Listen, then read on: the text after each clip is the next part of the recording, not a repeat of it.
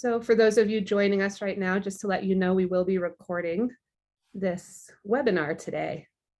We'll start in about 30 seconds, just letting a few more people in.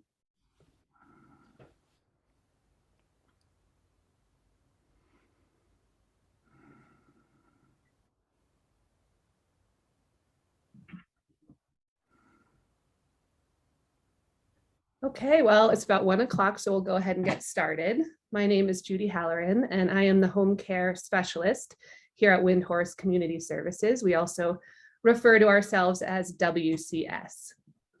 I, along with the presenters you see on the screen, Jeannie Christensen and Blake Bailey, wish you a warm welcome. Thank you for taking time out of your busy day to sit with us today and to learn more about the Windhorse approach. We have a unique model that we'd like to share with you.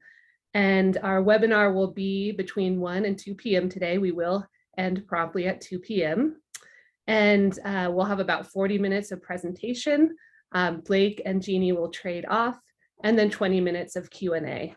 So if you do have a question during the presentation, please put it into the Q&A button, and then we'll review those questions at the end and hopefully get all of those questions answered. So without further ado, I'd like to introduce you to our presenters.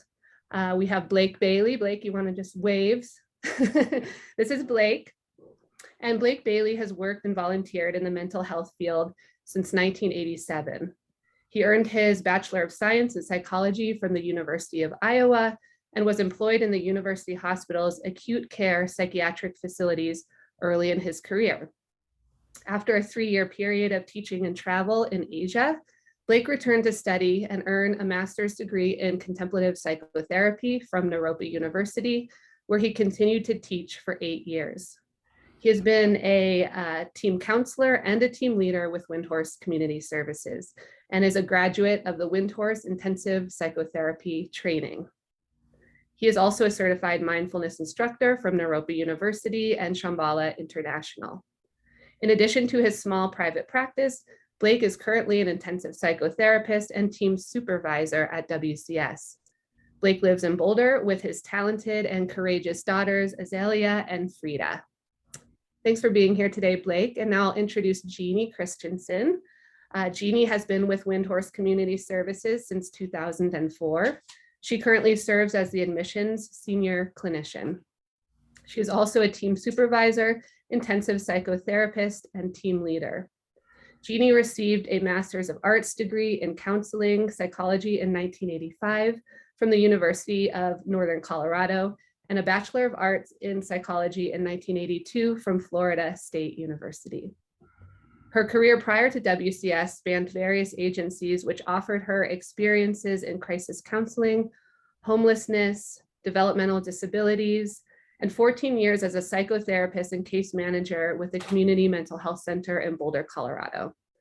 Throughout Jeannie's career, she has engaged in mindfulness practices and has a deep ongoing appreciation for the Windhorse model and its potential to create healing environments and lasting change. She identifies as a woman, is married, and has 2 grown daughters and 2 granddaughters. She enjoys hiking in the woods, dancing, and attuning to the wonders of life.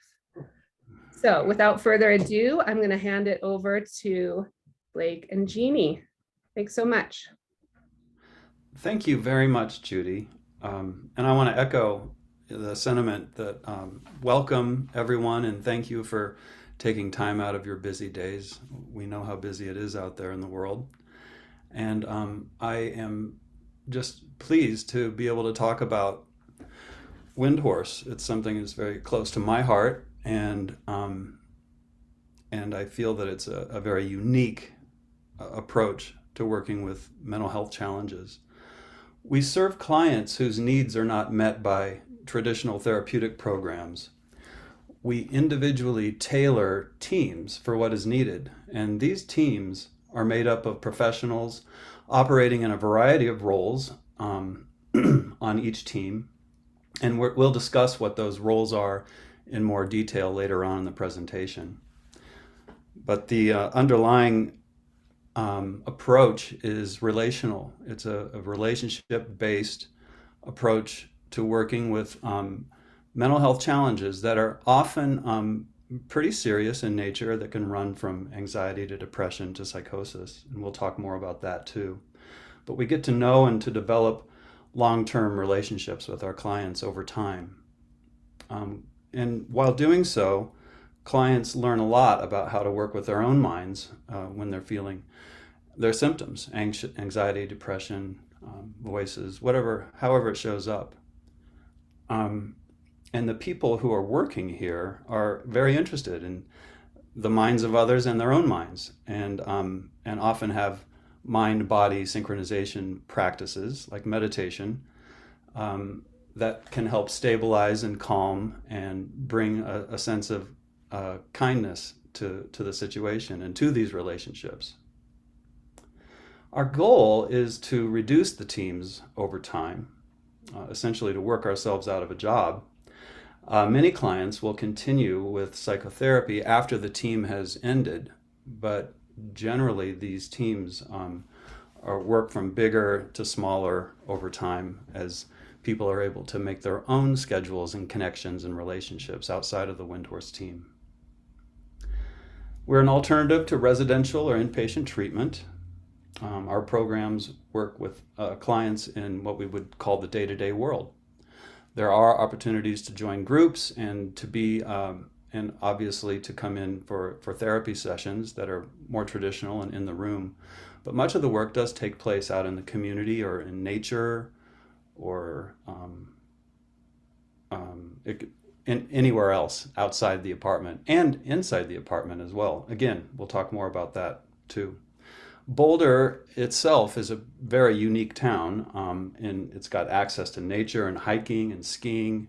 It's very environmentally aware, and just the beauty of this town is therapeutic in itself.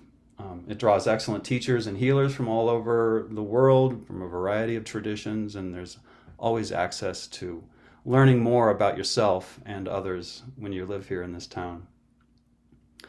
So there are other relationship and community-based treatment organizations that have formed in the past few years. But Windhorse is unique in that we are pioneers in the field of relationship-based, environmentally focused treatment. We began creating Windhorse teams over 40 years ago, and over that time, we have developed our highly skilled approach through internal trainings, years of writing and independent and group study. We also regularly connect with and learn from 10 other Windhorse programs, both in and outside the United States. Our approach to relationship recovery is steeped in years of contemplative practice and a legacy of learning the nuances of environmental awareness. And we'll talk more about that too. But Jeannie, I wondered if you might say something about the name Windhorse. Yes, I'd love to. I was thinking about that. So I wanted to quote Ed Podval. He wrote a book called Recovering Sanity. Edward Podval is one of our founding people for the Windhorse approach. And in his book, he wrote, we named our group Windhorse. In the Shambhala tradition, Windhorse refers to a mythic horse famous throughout Central Asia, who rides in the sky and is the symbol of man's energy and discipline to uplift himself. And so that's our kind of founding principle. You can see in this slide that this is one of the community gardens in Boulder. We have a garden group that meets, but in the photo, you see two people looking like they're probably in a shift together. And I'll talk more later about what a basic attendance shift is. But yes, that is what Windhorse means. Yeah. Thank you. Who are our clients? Well, let's see. Our clients come from a variety of referral sources. We get referrals from inpatient units, from residential treatment facilities, et cetera, and family members. Our clients are people who are struggling with various types of mental health challenges, including psychoses, anxiety and depression, mood disorders, autism spectrum, addictions, personality disorders, trauma, complex co-occurring disorders, or unique family challenges. Our population includes many young adults wanting to live in their own homes and wanting to individuate from their families. Often they'll need a structured step down from an inpatient or residential setting. Our clients are anywhere from 18 years old all the way up through mid 60s or even older. We have some clients in their 70s. Most, though, are in their 20s and 30s. Many have challenges making successful attachments to programs or therapies. Some are considering being on minimal to no psychotropic medications, and we're open to working with that and their doctor around guiding kind of the least amount of medicine that has the greatest benefit. Some are wanting to explore their sexual identity, who desire a queer community around them. And we do have a queer community here at Windhorse. It could be people who have a curiosity about their spiritual or religious inclination and how that might help their wellness. Blake, do you have anything to add about who our clients are? Well, just from a personal point of view, very interesting, very intelligent, very sensitive people. People that I've been honored to get to know in a fairly deep way over the years. And that sort of leads into the underlying philosophy, which is that when you've listed a number of diagnoses and mental health challenges, and generally people do come with a pretty big file and a lot of labels and a lot of records about what's wrong with them. And so, obviously we would look at that in a careful way, but primarily we're interested in looking at the person as a person and getting to know who they are and seeing what we call basic intelligence, basic goodness. We feel that that's underlying all of the layers of complexity and difficulty and challenge. Underneath that is an abiding basic intelligence. And so we take what we call a history of sanity, where we look for also where have people contributed in their lives? Where have they had successes? What are their qualities that are wonderful, and how can we help to uncover that and look for that? And we find that we do that through relationship. There's a lot of speed and a lot of aggression in the world, and it affects everybody. It affects all of us. It makes people depressed and anxious, and some people are more sensitive and more vulnerable, and they need more support. And we found that an antidote to that is to be in relationship, to slow things down, and to establish basic rhythms of life. And that includes making a schedule and sticking to that schedule and doing ordinary types of activities around the home. Behavior is a big deal in this work. We work from the outside in. So cleaning a dish can have an effect on the mind. Tidying up the space, bringing some light into the room, going on a walk, slowing things down, talking about something besides, what's going on inside here, noticing a flower, looking at the flat irons. All of these things are ways to slow down and to help regulate what can be a very disorganized and unregulated state. And so we work with that in a very consistent and daily way. And when people can start to notice things in their environment, and if they're uplifted and they're dignified and they're making sense and there's some organization to it, that has an impact on the mind. It has a great impact. The minds are very permeable. That's another part of our philosophy, that we're always in contact with our environment. There's no getting away from that. And our environment includes, our rooms and our apartments, but it also includes our people and our possessions and our pets and our medications. So we pay very close attention to that, and we're always looking to help co-create those environments with our clients. The clients will meet with the intensive psychotherapist twice a week, sometimes three, to do the traditional therapy. It's intensive psychotherapy, and that's a specialized therapy that we're trained in here at Windhorse, in addition to the counseling or social work training that we had in graduate school. We have close collaborations with several local physicians, psychiatrists, who really value our approach, and it's unique in that we actually attend the psychiatry appointments with the client, so that there's really good communication and coordination of care happening between the doctor and the patient, and it also allows us to be able to speak to what we're seeing, and it's not just a self-report from the patient. And again, it's a way for it's really ideal for trying to find that sweet spot with medication, where it's not too much but not too little, just enough so that the client can also work with their minds without feeling too closed off by over medication. Yeah, some of the best doctors in the country want to come and live in Boulder, and they do. And I mean, that's part of the philosophy, and there's a lot more to it, but we don't really have the time for going into a lot of the nuances. But Jeannie, is there anything that you would like to say about the philosophy?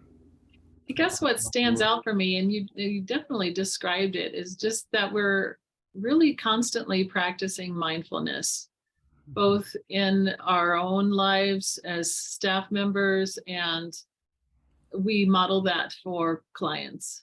So we're helping bring people back to presence, basically. Yeah.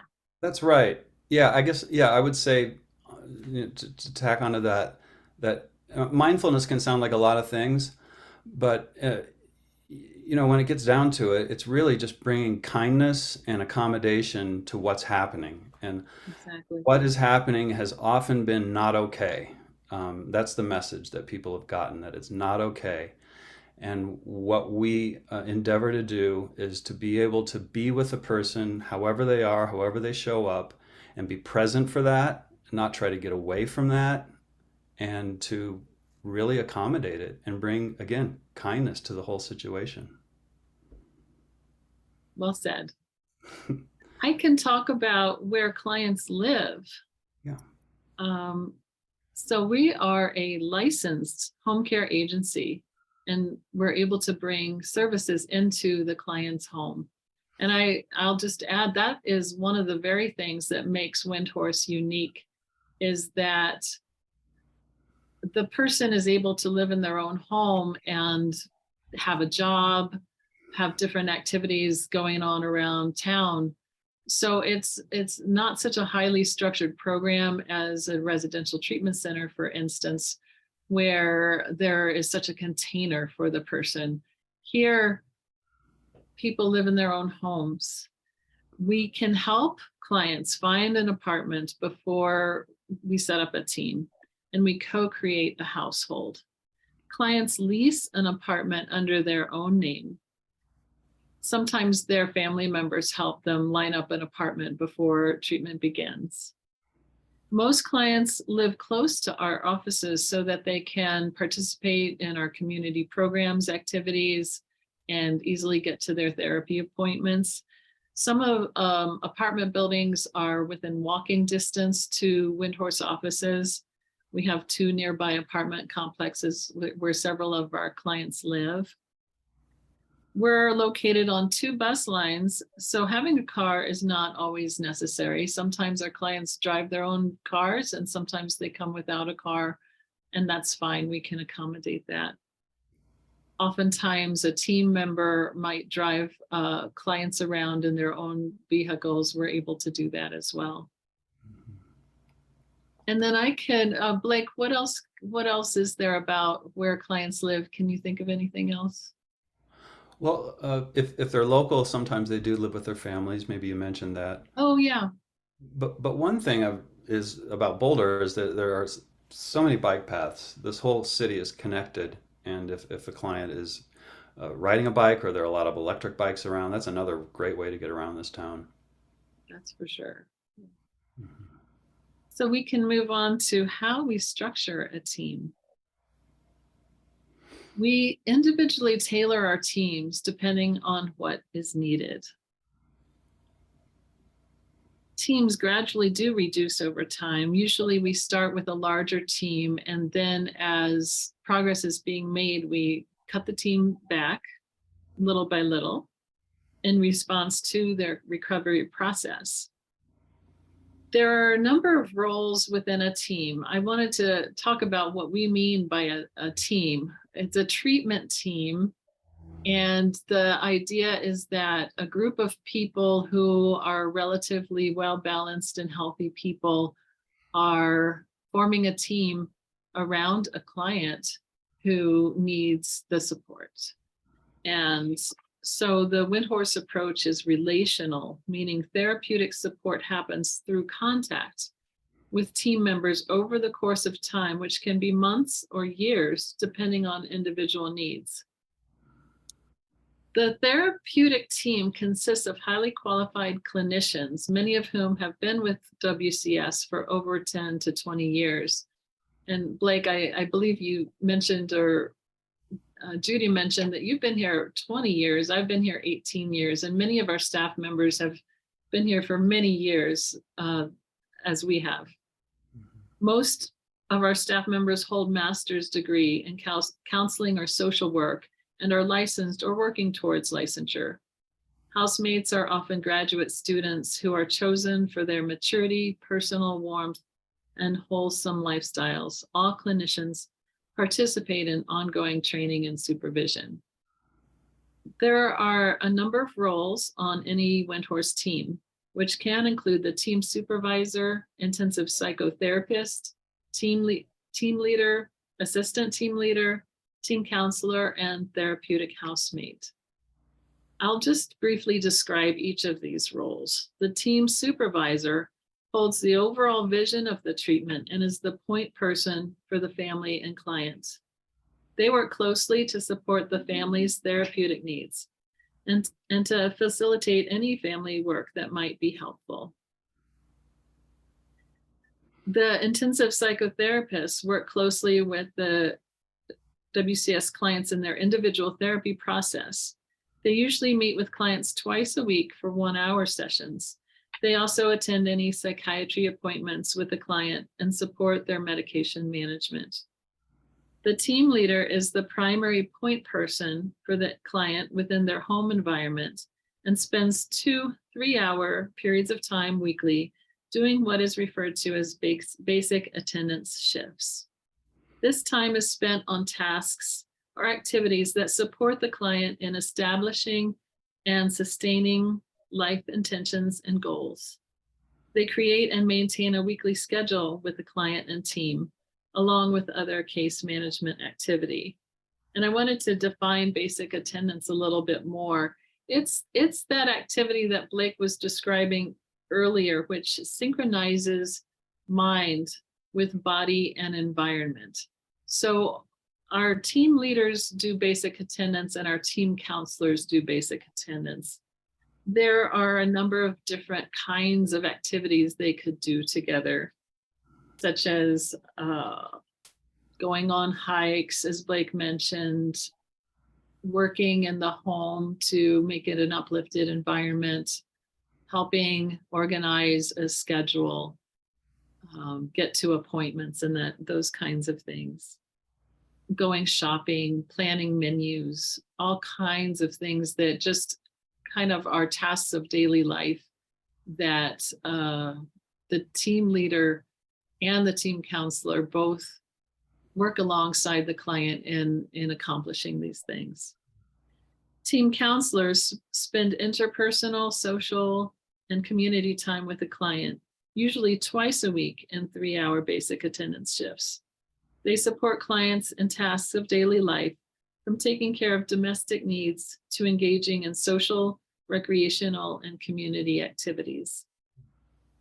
A therapeutic housemate can be on a team. Not all of our teams have therapeutic housemates, but those that do, the housemate lives with the client in their home environment and offers companionship with the intention of establishing consistent rhythms of daily living. They are often graduate students or holding part-time jobs in the Boulder community while spending approximately 20 hours each week with the client, engaging in social, recreational, and household activities. The housemate could do things like sit and watch a movie together with the client, share meals together, go to concerts together. They are basically a housemate and friend to the client with a particular awareness around being a team member. They also attend team meetings, and I'll talk more about team meetings in a little bit.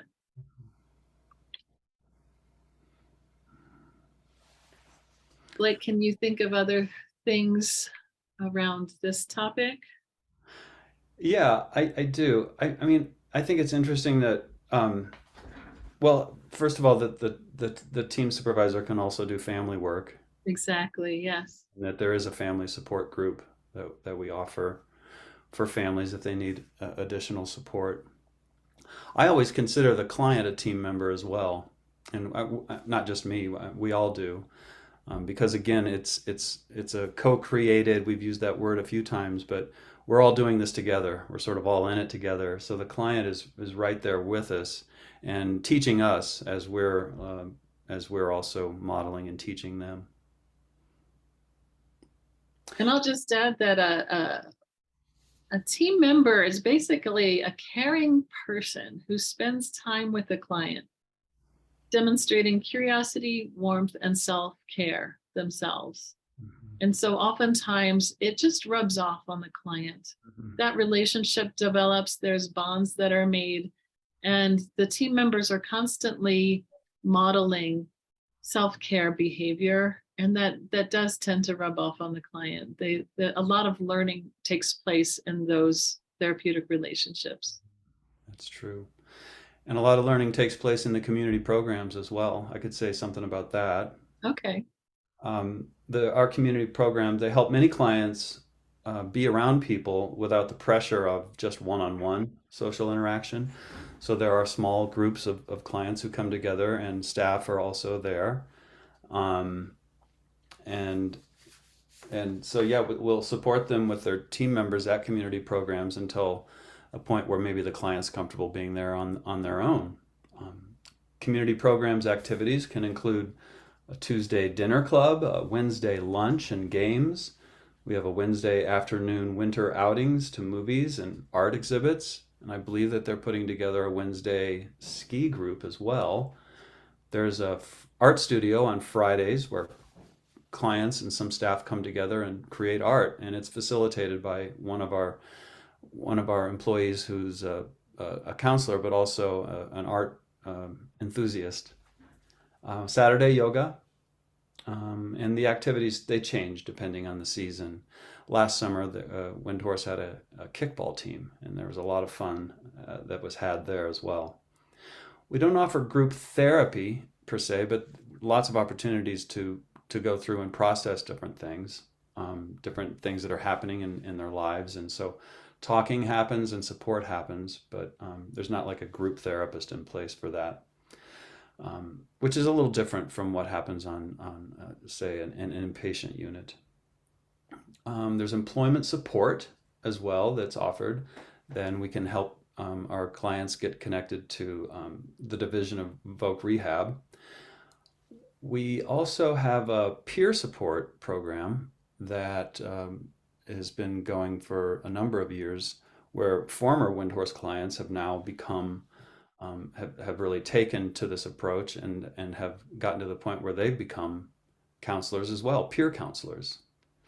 And there are also times when clients have something that they are experts in and that they can share, and they have run their own groups as well, or co-led some of the groups within community programs as well. And Jeannie, were you going to say something about Mindful Works? Yeah, we also have a supported employment offshoot from Windhorse. It's called Mindful Works.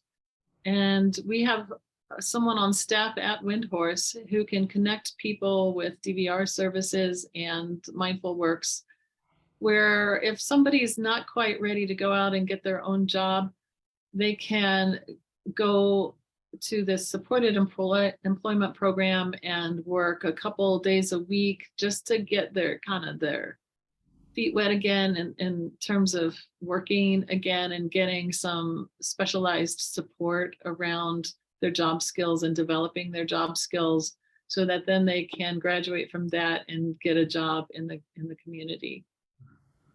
Thank you. And I wanted to add too that community program activities are really about community. They are generally attended by a mix of staff and clients. And there's no hierarchy there. People just are having fun together in a lot of these things. I've attended some of the coffee houses and holiday parties, for instance, and they are so much fun. Mm-hmm.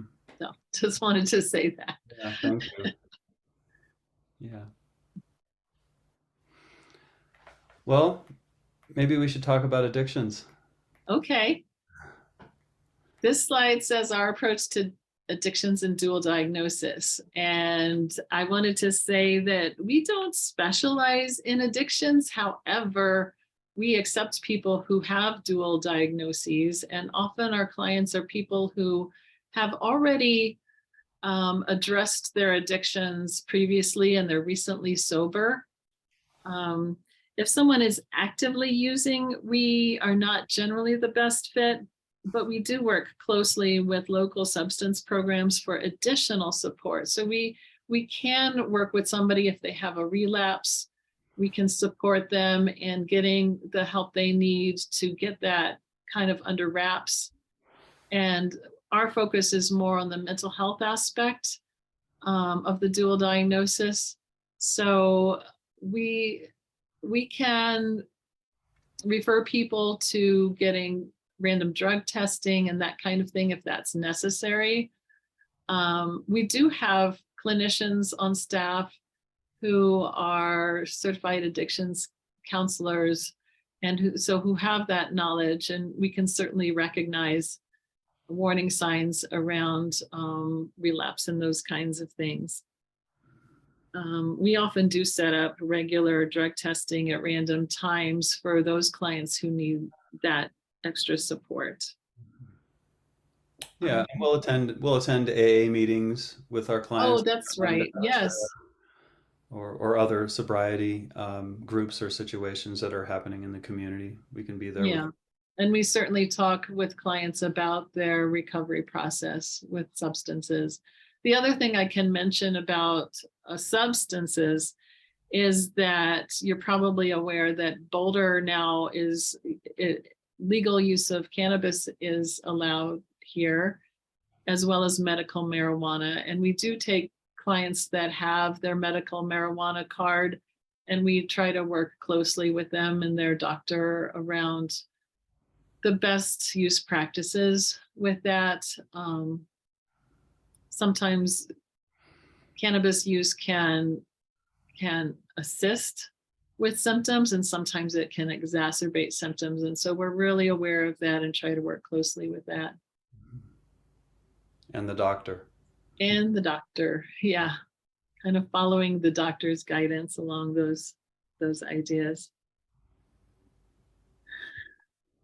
We also, some of our clients attend ketamine treatment, and that's also under strict supervision by their psychiatrist, and we follow those guidelines as well. Yeah. Are there other things about substance or addictions you want to say, Blake? Just that they're co-occurring. They often go hand in hand with mental health challenges and substance issues. So it's there. It's something that we're always, in many cases, working with, and we're using the resources in the community to best serve the person. Exactly. As a clinician, I can say we really try to look at the root causes of substance abuse and address any kind of underlying trauma that might have taken place that contributed to their use, and really help people look at their patterns and develop insight around what that substance does for them, how it hinders them, and just really increase that level of awareness. Mm-hmm. Yeah. Yeah. Thank you. We can talk a little bit about costs of Windhorse. So it says right at the top, we individually tailor our teams based on need, and we've mentioned that before. So our costs can vary, but it's important to say that we do not take any insurance, and we don't accept clients that have Medicaid. We're not a Medicaid provider, and we can't even accept clients that currently are on Medicaid. We can work with people that are on Medicaid if they go off of Medicaid while they are in treatment with us. But we don't bill out for Medicare or any other insurance companies. So it's entirely out of pocket. And small teams start around $6,000 a month. Medium teams run anywhere between $12,000 and $15,000 a month. And comprehensive teams that are larger, that include a housemaid and a number of basic attendance shifts per week, can cost anywhere between $22,000 and $26,000 per month. And back to our therapeutic housemates, yeah, we employ the housemaid, and that cost is included in that total cost. What else did I want to say about cost? Oh, yes, because we're often a step down from residential treatment or hospital care. I just wanted to mention that our costs are typically less than the costs of a fully residential treatment facility. So it works really as a bridge to the person living more independently. They may have been in inpatient settings for a long time, and our program really bridges that high structure to less structure, to where the person can really feel confident in living more independently and having less treatment over time. Yeah. Thank you. Yeah, and our experience is generally that over time the teams do reduce. So it can be, the cost is higher at first and then starts to get smaller as recovery starts happening. Definitely. Oftentimes in a long-term view, the client just ends up with a psychotherapist and a team supervisor. And if they're successfully doing everything else they want to be doing out in the community. Yeah. But we might continue with psychotherapy services only. Yeah. And the other direction is true. If things start to reduce down and it's not working so well, or the person goes through something where they need more support, we can start to expand the team as well. We can kind of move with the client's rhythms, recovery rhythms. Exactly. I wanted to say too that the cost of teams includes the community programs, and there's also a family support group that family members can go to every month. And then also when teams begin, the first 60 days, we do the best we can in admissions to really describing what our program is like, and do a lot of legwork up front. But if for some reason during that first 60 days it doesn't work out for the client to stay with us, they don't have to give any notice, and they can leave. After the first 60 days, a 2-week notice is required to end services. And I think that covers the costs of our program. Mm-hmm. Judy? Yeah, thank you. That comes to the end of our presentation with Jeannie and Blake. Thank you so much. On the screen in front of you, you'll see some pictures of our admissions team and our phone number and email address. So if you have any other questions that weren't answered in the presentation, you can always send them an email or give them a phone call.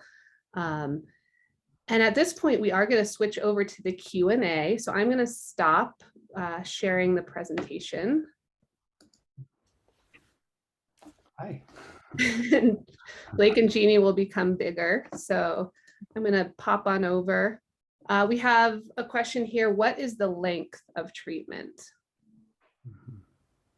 Generally, I'll start with this, and Blake, you can add in as you see fit.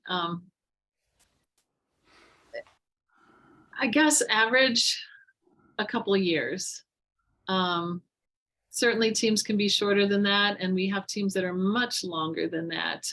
Sometimes when the support is needed and it's available, a person can be with us for a good number of years, and like gradually reducing the contact as we talked about before.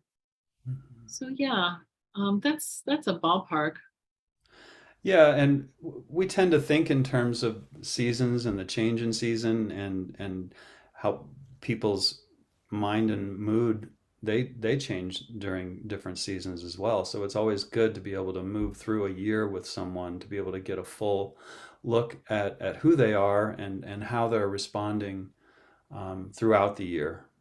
So we would encourage a year, or I always feel that a year is really important. But if someone's really rapidly doing well and they're ready to go, then more power to them. Since we are a relational model, it takes a while to build those relationships. I always look at like the first 6 months of a treatment team, those relationships are really forming. And after those first 6 months, we really see a lot of movement happen. The person starts to settle in, especially if they're just really coming to Boulder for the first time, understanding how the town is and what resources there are and making new friends and connections. All of that takes time. Mm-hmm. Yeah. Any other questions? Yeah, being so heavily relationship based, how do you work with the boundaries of having a professional relationship with the potential confusion of a friendship?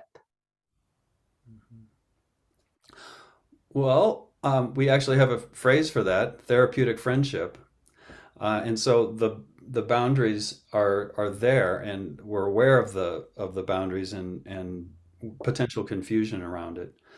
But we're sort of built in with a structure. These friendships and relationships that develop, they are, first of all, they're paid, and second of all, they're scheduled, and there's a beginning, a middle, and an end to each shift.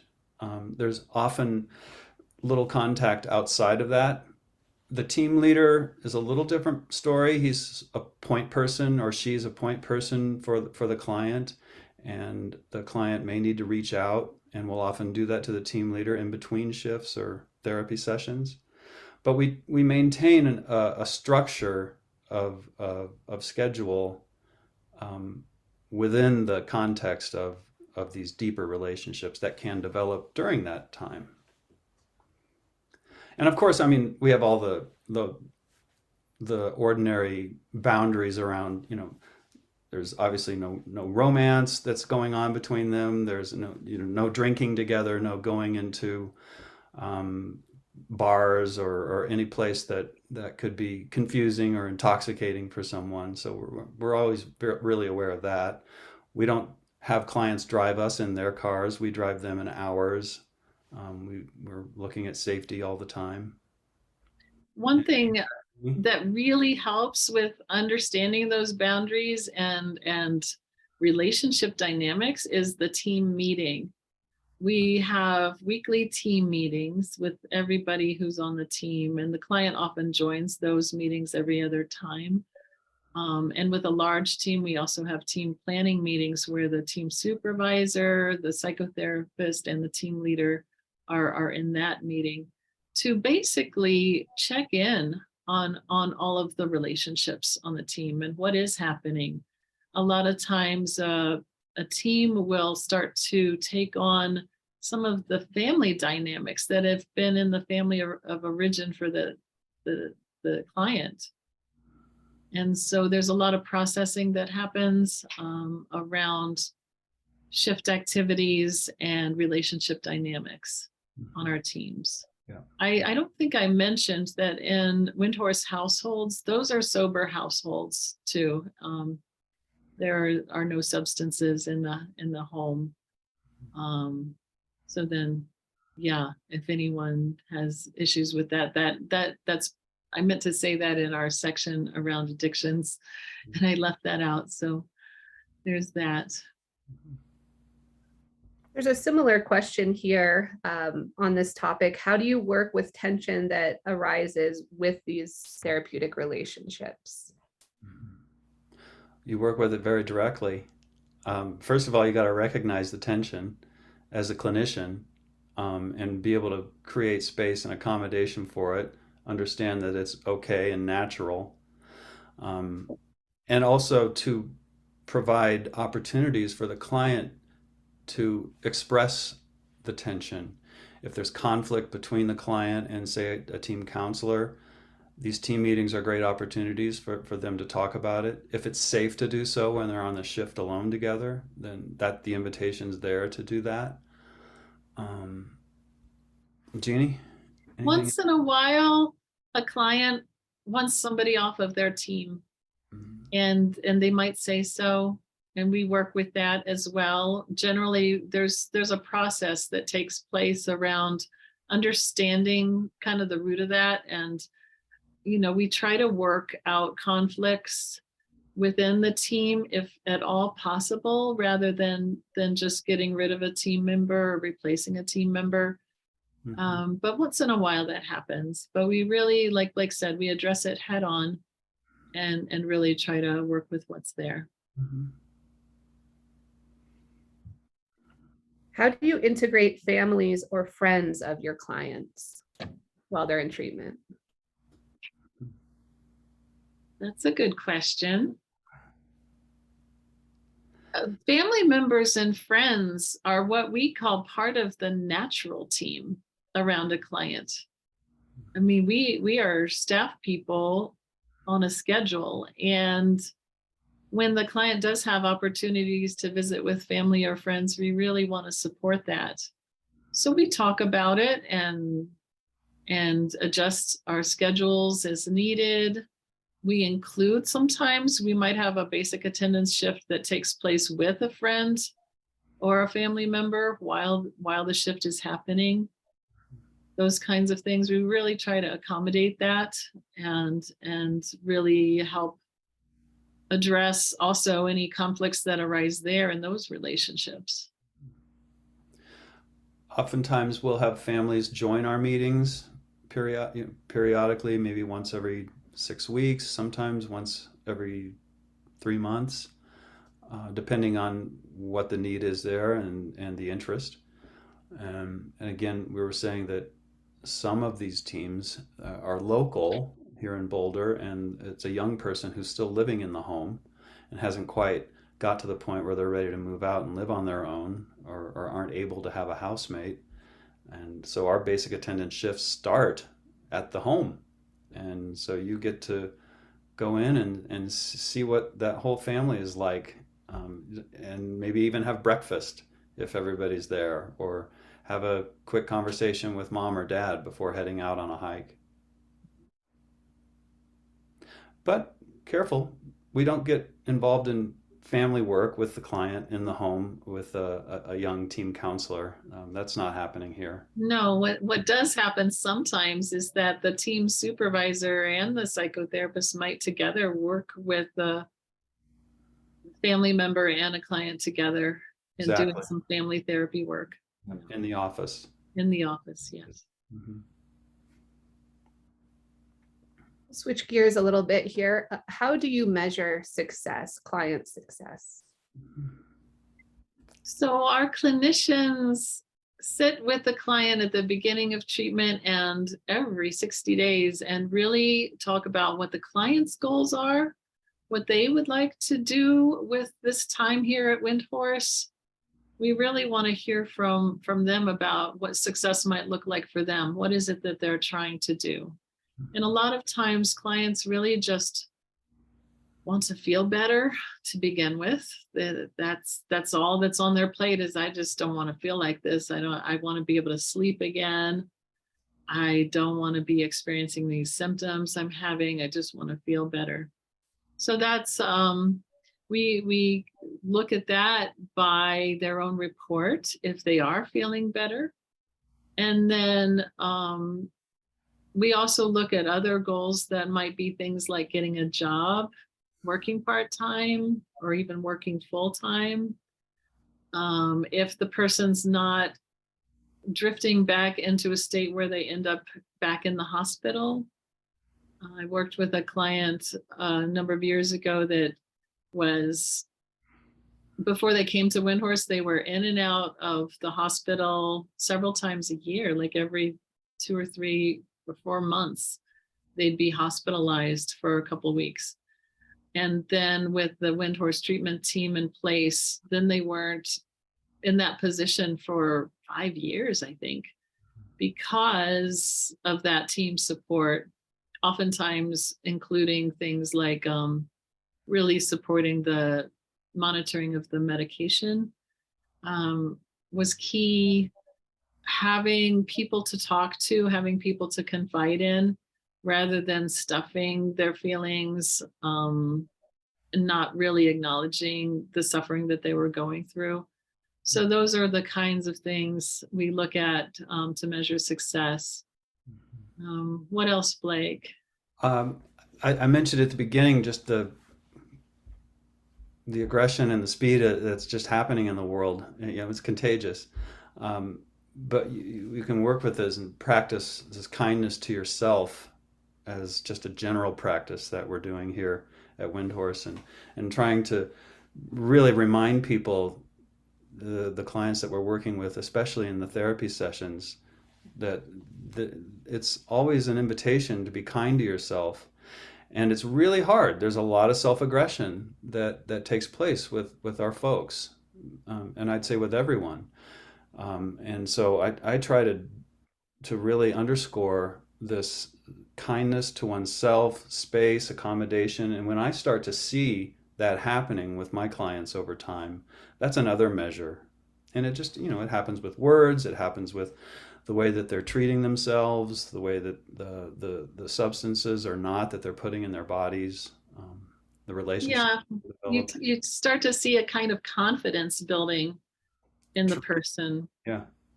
And like, I got this, I can handle this. Mm-hmm. And that can often be a shift. Mm-hmm. Oftentimes there's a shift of alliance within the person around their health and well-being. It's like deciding like, oh, I really do care about myself. I want to take care of myself. Yeah. Yeah. Yeah, good question. Thanks. There's a question, is the psychiatrist part of the cost? The psychiatrist is contracted outside of the Windhorse team, but we work closely with the psychiatrist, and oftentimes we will refer a client to a particular psychiatrist or prescriber, and then we work closely with that person. So the psychiatrist is paid outside of Windhorse. How do we connect with you if we want to share resources? You can email us at our email address, our admissions email address. Should we put that slide up again? Yeah, let's look at our admissions slide. Yeah, we would love to share resources with any of you out there. Admissions at wcsboulder.com. You can also call us at the phone number there, 303-786-9314, extension 125. And if you haven't already, really peruse our website. And that, what is that address?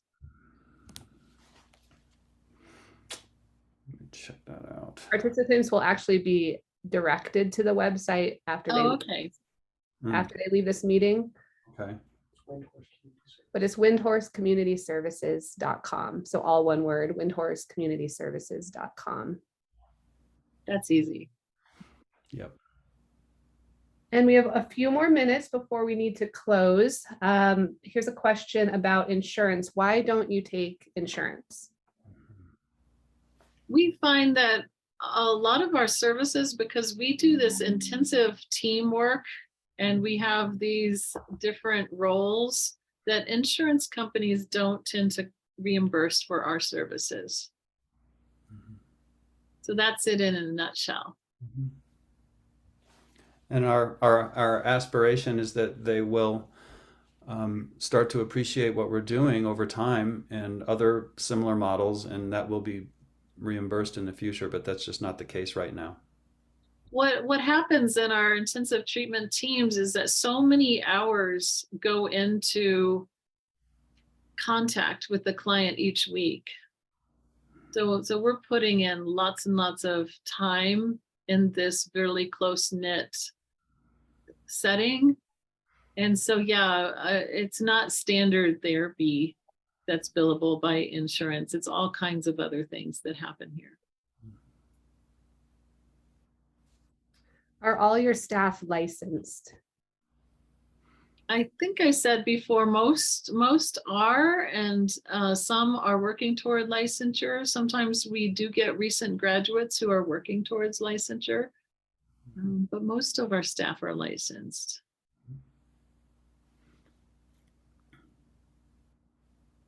Can you help my client find a job?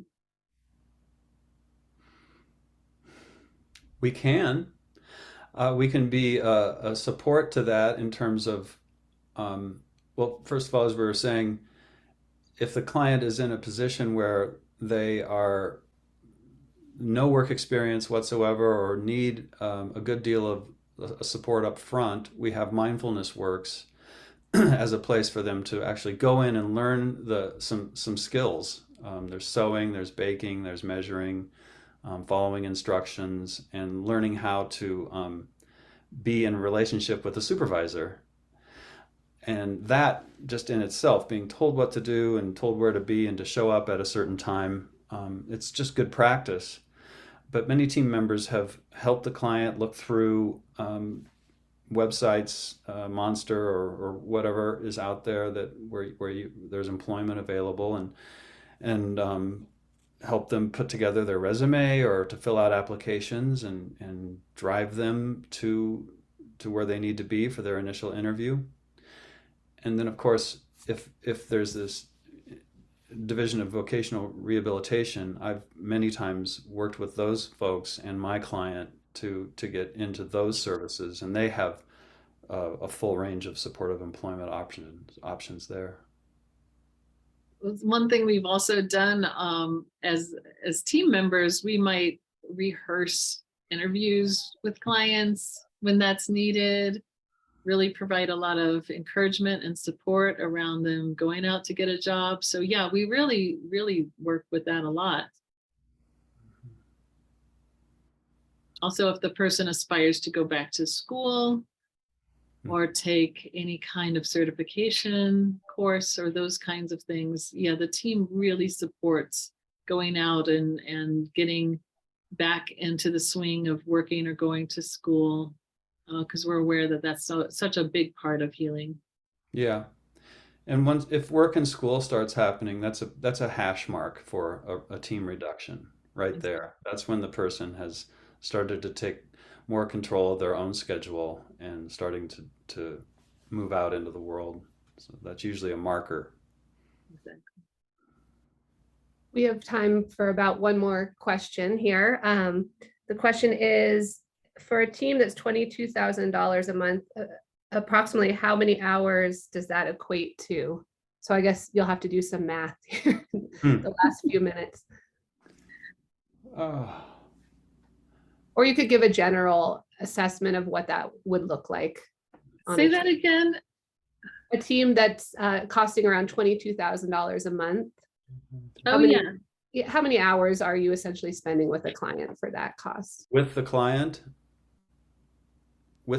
is I would say 20 to 25 to 30, 20 to 25 hours a week. That could be a couple of shifts a day. So, and 2 psychotherapy sessions a week plus housemate time. So 1 or 2, so yeah, 6 times, let's see, 30, 40, yeah, 40 to 60 hours a week. You're adding the housemaid, of course, yeah. 40 Yeah, to 50, yeah. yeah. All Sure. right, thank you both. We are at time, it's 2 o'clock. So I just wanted to say thank you to our participants who joined us today, and a special thanks to Jeannie and Blake for your expertise on the Windhorse model. And I hope everyone has a great day. Take care. Thanks so much. Thank Bye. you. Thank you.